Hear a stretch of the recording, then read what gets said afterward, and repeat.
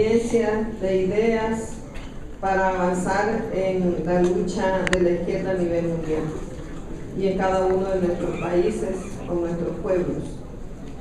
Bueno, sobre los procesos y contradicciones en la construcción del poder popular en El Salvador, yo creo que es importante hoy en cualquiera de los países dar una mirada retrospectiva: cuándo, cómo y para qué desarrollar la construcción del poder popular, cuáles son esas características generales del poder popular y qué definen las expresiones particulares de cada uno de nuestros pueblos en este poder popular. Y quiero retomar un tanto desde hace siglos para la conquista. En el caso de El Salvador duró varios años.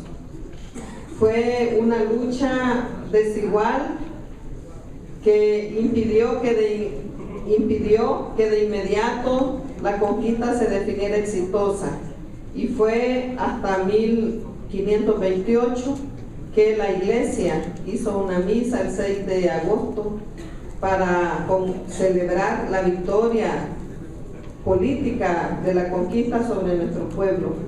Ese 6 de agosto ahora son nuestras fiestas patronales que todos celebramos, pero que la mayoría del pueblo salvadoreño no sabe cuál es su origen. Tenemos nuestro patrono El Salvador del mundo. No dejó de luchar nuestro pueblo indígena o nuestro pueblo originario, y en 1811 se dio el 5 de noviembre el primer grito de independencia para Centroamérica. En este proceso de lucha independentista hubo involucramiento y participación muy activa de mujeres, entre ellas están dos jovencitas, María Feliciana de los Ángeles y Manuela Miranda, que posterior al grito fueron capturadas y fue realizado un juicio.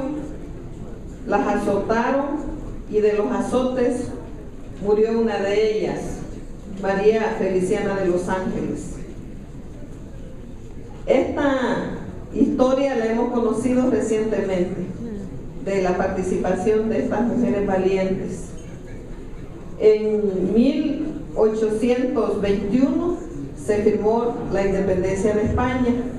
En este espacio tuvo un papel protagónico el padre José Matías Delgado, que fue nominado por la curia de ese tiempo obispo.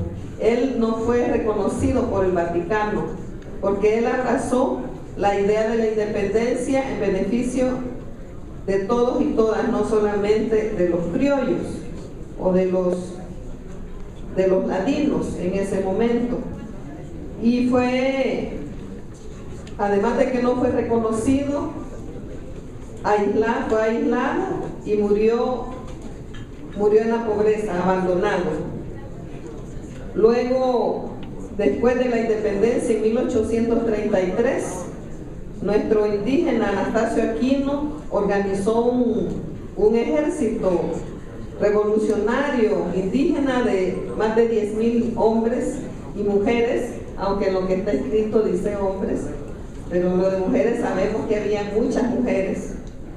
Y él se tomó una región, la región para central de los nonualcos, como expresión de descontento, de protesta y de recuperación de la tierra y de la identidad cultural en esta región de nuestro país. Él fue capturado, decapitado y mostrado públicamente para que los demás no siguieran su ejemplo. Bueno, a partir de los 1850 se empieza a formar el capital originario de la burguesía y de la oligarquía salvadoreña, que fue legalizada con la Constitución de 1885. Pero las luchas de nuestro pueblo indígena no pararon. En 1922 hubo una marcha de más de 1,000 mujeres un 25 de diciembre. ¿Qué es lo que ellas reclamaban? El derecho al voto. Y también respaldaban a un candidato a la presidencia que era un candidato de oposición. Estas mujeres no eran mujeres de la de los sectores populares ni indígenas, eran clase media. ¿Qué sucedió con ellas? Luego de que salieron en esa marcha, en esa Navidad, fueron agredidas por el ejército salvadoreño y fueron asesinadas muchas. No se sabe cuántas mujeres fueron asesinadas, pero también es un hecho histórico que no fue muy conocido. Incluso quienes han registrado este hecho no han encontrado en los periódicos ni fotografías, ni noticias, ni sus cartas de defunción. Pero en el cementerio de los Ilustres, que es donde se entierran a las personas con más poder económico, ahí está una tumba en honor a esas mujeres valientes que empezaron a demandar el voto para las mujeres como un derecho. En 1930 surgió a la luz una mujer indígena, Prudencia Ayala, que aún sin tener el derecho al voto, se proclamó candidata a la presidencia. Esta mujer fue,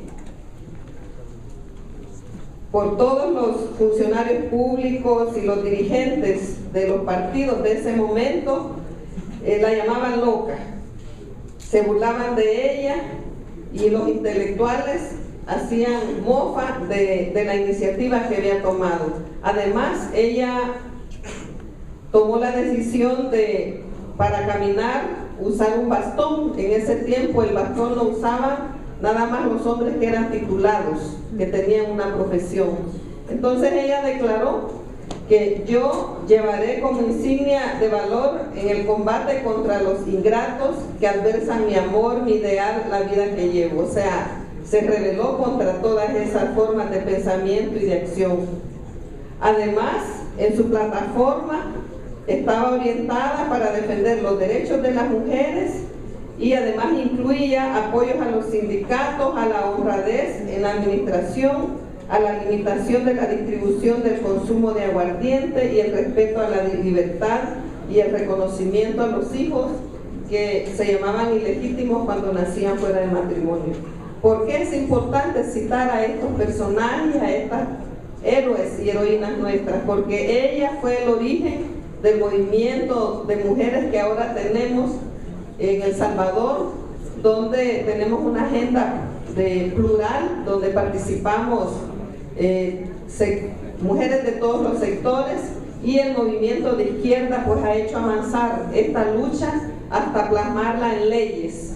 Ahora que somos gobierno, hemos tenido la posibilidad de aprobar 3 leyes muy importantes sobre los derechos de las mujeres, una contra la desigualdad y la otra contra la violencia. Bueno, en 1931 hubo elecciones. Acá la población indígena y campesina junto con Farabundo Martí crearon el Partido Comunista y se lanzaron a elecciones con un registro legal. Hubo un golpe de Estado y ese golpe de Estado desconoció todas las alcaldías que se habían ganado, y después de eso el movimiento indígena y campesino organizó la insurrección del 32 y en una semana el ejército asesinó a más de 30,000 personas. A Feliciano Ama, que era el indígena con mayor liderazgo, lo colgaron en un árbol para infundir miedo, y todo esto era con señales de tortura.